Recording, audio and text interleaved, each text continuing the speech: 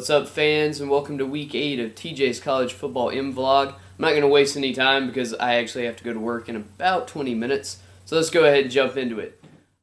This week's contender is going to come out of the University of Houston, quarterback Case Keenum.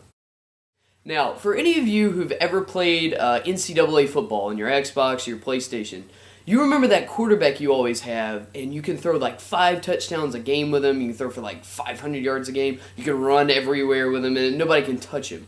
That's what Case Keenum is in real life. Last night against Rice, Case Keenum set the NCAA record for 139 career touchdown passes.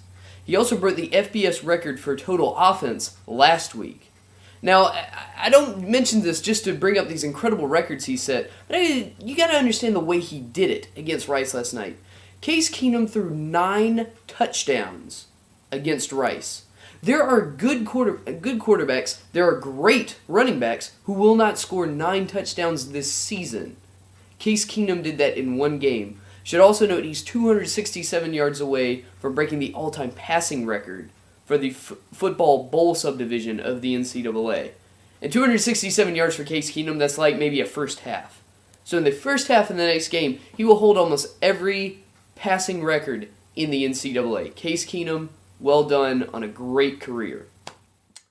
My pretender this week is you, Lee Corso of ESPN College Game Day.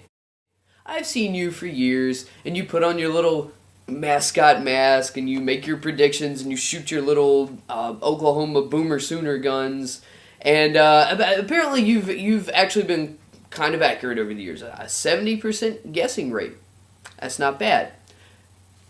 I am not a paid professional, but I have had a 70% accuracy on my picks this year. Chris, can we get that stat at the bottom of the screen? I'm not paid, but I could do your job, sir, and I wouldn't have to wear a mask or say my not so fast, my friend, or my see ya, sweetheart, or anything like that. I could just make the guesses. You, my friend, are a clown, and I could do your job. I'm calling you out, Mr. Corso. Excuse me. I'm ready to go with the rest of the show. Let's get into our games of the week. We're going to go back to the Big Ten for another game of the week featuring the Michigan State Spartans. Michigan State, number 9 this week, coming in to face number 13 Nebraska. This one should be a tough matchup. It's going to be another big one as far as determining who's going to play in the Big Ten championship. I really like Michigan State. I like their hot streak. I like them coming off of the big win against Michigan, which, who was it that called that? That was me again. Called that one. Well done, Coach Mark D'Antonio and your Spartans. And I'm going to predict that they beat Nebraska again this week. Now we're going to go back to the SEC for number 22 Georgia versus Florida in Jacksonville, Florida. Neutral site game every year. This one's going to have another big impact on who's going to play from the SEC East in the SEC Championship game. Paper tells me I like Georgia. They've gotten things together after that 0-2 start, but Florida's getting back quarterback John Brantley, should have a couple more things going for it offensively. But I still like Georgia just giving Florida nothing on the run game. Florida hasn't been able to put together a rushing attack all year. And if you in the SEC, if you can't run the ball at least a little bit, you're not going to have a lot of success. So I'm going to have to go with Georgia winning this one. And finally, we'll look at number 4 Stanford at number 20 USC. Quarterback Andrew Luck has Stanford primed and ready for a possible second possible BCS appearance, maybe even a national championship appearance. But they're going to have to go through the Coliseum, and they're going to have to go through the number 20 Trojans to do it. Despite that, I have never been a big fan of USC's defense this season. I'm not liking them to do anything to Andrew Luck and that powerful Stanford offense. I'm looking for Stanford to win this one kind of comfortably. Now let's look at our hometown heroes this week. We're going to start off with number 14 South Carolina coming off a bye week, and they're going to Neyland Stadium in Knoxville to take on the Tennessee Volunteers. Now let's start with Tennessee. Tennessee it's a bit of a mess in Knoxville these days. Quarterback Justin Bray, looking like one of the better quarterbacks in the SEC, has gone down to injury. He's going to be out for a couple weeks.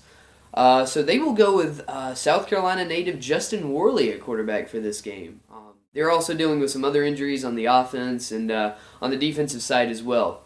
Now, South Carolina is no stranger to losing its star players. Quarterback Stephen Garcia is gone for the season, possibly gone for good, but you never know with Stephen Garcia again. They're also dealing with the loss of running back Marcus Lattimore, Heisman hopeful running back. So both teams are coming in pretty banged up, a lot of question marks. I like South Carolina in this one. I'm always a little wary about picking the Gamecocks in Knoxville. They've always had a little bit of trouble there. But I just don't think Tennessee has quite enough to pull off the big upset in this one. But I would look for this one to stay close for a while. Now let's go with number 6 Clemson traveling to Atlanta to take on Georgia Tech. This is probably the last tough challenge that Clemson is going to have before they go into Columbia to face the Gamecocks. This one's a tough one to call. Clemson's hot. They're looking great. Their offense is clicking on all cylinders. Georgia Tech it's that triple option offense that always makes a difference. And Clemson showed that they had a little bit of difficulty against the triple option earlier this year against Wofford from the Southern Conference. So I'm looking for Clemson to pull off a W here. I'm looking for a very high-scoring, close game. Look for the Tiger fans to be a little uncomfortable in this one as well. And finally, we come to Furman going on the road to take on the Chattanooga Mocs. Now, Furman coming off a huge upset over the Wofford Terriers, and I am never more happier to be wrong about a pick. Great job, Paladins. Chattanooga also coming off a big win over Elon. Similar records here, but I've noticed that Chattanooga has had a lot of trouble against teams that can run the ball. And Furman has definitely established that they are a running team, and they also complement that with Chris Forcier throwing touchdowns. And I like Furman coming in, getting in a shootout with Chattanooga and winning this one by about a touchdown. Well, that's all the time I have this week. I hope you enjoy the games, and hope you have a blessed week. Goodbye, everybody.